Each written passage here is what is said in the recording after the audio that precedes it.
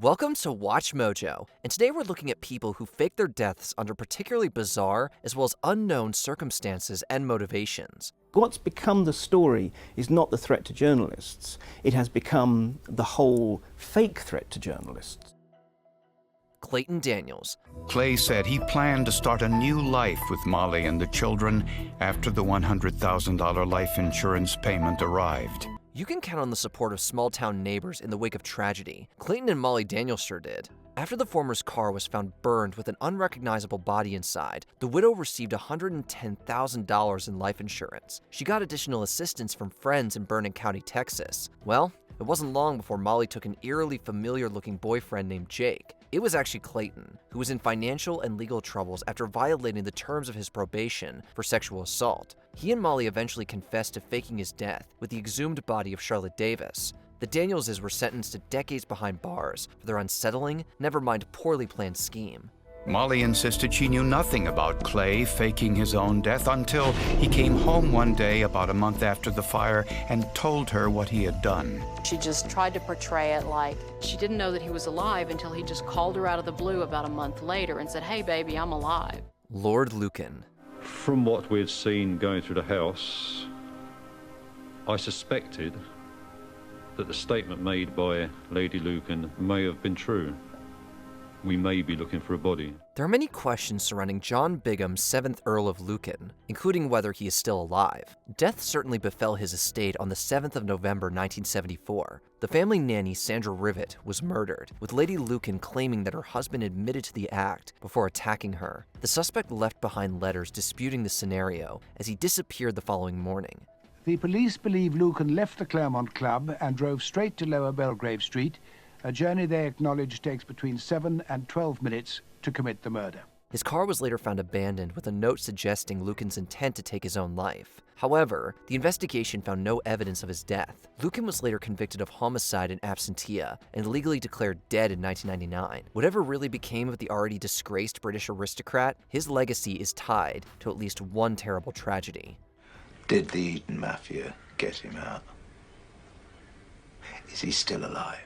David Baerten. TikTok stunts often get a bit carried away. At least nobody was harmed in the most infamous prank by Belgian influencer David Baerten, aka Ragnar LeFou. Well, not physically harmed anyway. In 2023, Baerten's wife and kids shared heartbreaking tributes to his life and arranged a funeral. The solemn event was ultimately disrupted by Baerten himself and a camera crew showing up in a helicopter. The stunt became such a sensation that a helicopter became a signature of Baerten's brand. It was initially just meant to put his friends and loved ones' feelings for him into perspective. Despite the iconic imagery of Baerten embracing relieved mourners, this disturbing deception probably didn't elevate most people's opinion of him. David Baerten, 45, said he wanted to see who really cared about him and who would show up at his funeral. He said he was a little disappointed that only about half of his family bothered to show up. Timothy Dexter. A great businessman always considers his public image and ultimate legacy, though not usually like Lord Timothy Dexter did. What the 18th century American entrepreneur lacked in education was made up for with eccentric enterprises. This included arranging his own wake in 1793, just to see how many people would show up. We are reminded of his kindness, his generosity, his buoyancy of spirit. Some 3,000 mourners were shocked when the supposed deceased crashed the event. Even more shocking was when he attacked his wife for not crying over his death. We can assume that fewer people attended Dexter's legitimate funeral 13 years after this scandal, but as infamous as he was in life, his luck in business isn't what he's best known for in two deaths. Arkady Babchenko. His explanation was that he didn't have a choice. Пожалуйста, друзья мои, сохраняйте этику, моральную чистоту своей профессии. Я предпочел вариант выжить. Russian military vet and war correspondent Arkady Babchenko became notorious for criticizing his nation's government in the 2010s. A year after moving to Kiev to work for ATR, he was reportedly shot dead outside his home. Russian intelligence quickly denied accusations of involvement when Babchenko appeared at a press conference the next day. It turns out that he and the Security Service of Ukraine staged his death to weed out an alleged conspiracy to actually assassinate the journalist. They're not very happy about it. They're describing this incident as propaganda, as an anti-Russian provocation. And Michael, you can bet they're going to use this. This bizarre sting operation and even its results are still shrouded in mystery, to say nothing of controversy. In 2019, Babchenko relocated to Israel, where he continues to openly condemn the actions of the Kremlin. I sat wrapped in a sheet, he said, and then watched the news about what an amazing guy I was. John Darwin.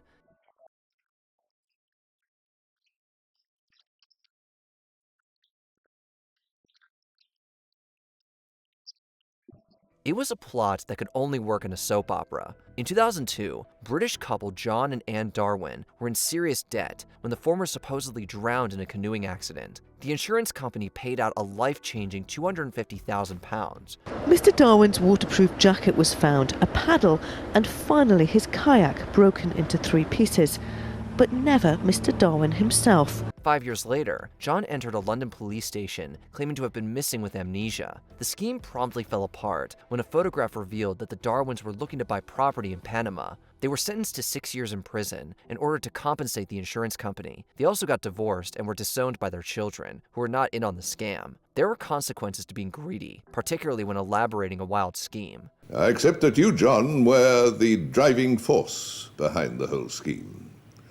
But that you and Darwin were central to the fraud's success. Aubrey Lee Price. He's a thief, and he's a liar. Baptist preacher and banker Aubrey Lee Price spent years cultivating trust in the community of Lyons, Georgia. After a failed Ponzi scheme cost his bank more than $70 million, he distributed letters admitting to swindling clients and a plan to take his own life. But the real strange story came to light when Lee was found alive 18 months later. His next known public sighting was Tuesday when he was arrested for a traffic violation. He told local deputies, "Sit down. I'm going to make you famous." While hiding out in Florida, he sold drugs, made fake IDs, and guarded sex workers. Not such a holy man after all. The pastor of many callers returned to Georgia in 2014 and was sentenced to 30 years in prison. He was also ordered to pay $51 million to his victims. Beth A. says Price told him there was relief when the law finally caught up with him. I remember saying, "Lord, where are you?" And then I looked up and there were blue lights behind me. Sharaban K. Her identity unpublished by the order of the German court, Sharaban K. was desperate to escape her troubled family and marriage, but there is no justification for the Iraqi-German beauty blogger's plan to fake her death. She and a male associate tracked down and murdered Khadija O. just because she resembled Shaharaban. It was not long before authorities identified the victim and arrested her killers. Shaharaban was ultimately sentenced to life in prison for homicide, as well as for attempting to hire a hitman to kill her brother-in-law. She may not have gotten far with her terrible death fraud scheme, but the very real doppelganger murder was a huge media event. Aleister Crowley. They took everything. But at least my name was scrawled across the tabloids. The world knew I still existed. There seems to be no end to creepy stories with libertine occultist Aleister Crowley, even surrounding his posthumous influence. The self-proclaimed prophet even rose from the dead beforehand, more or less. During a trip to Lisbon in 1930, he disappeared in the chasm Boca de Inferno, translated to English as Mouth of Hell. Fernando Pessoa claimed to be the witness to his fellow writer's demise. 3 weeks later, Crowley turned up at his own art exhibition in Berlin. It may not have been his most imaginative magic trick, but it might be his most notorious. Such eccentric exploits made Crowley an unlikely cult figure for generations, to follow his actual death in 1947. Crowley's attempts to establish a new religion left him bankrupt, friendless, and physically wrecked.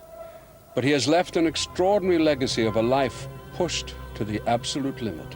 Before we continue, be sure to subscribe to our channel and ring the bell to get notified about our latest videos. You have the option to be notified for occasional videos or all of them. If you're on your phone, make sure you go into your settings and switch on notifications.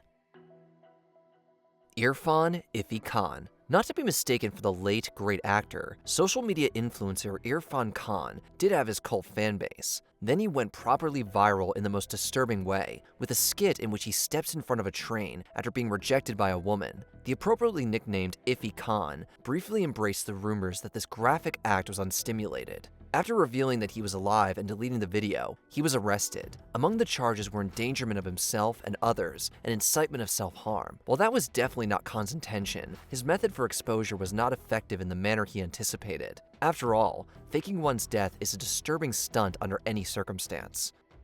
What are some other death frauds whose revelation only raised more questions? Let's discuss them in the comments.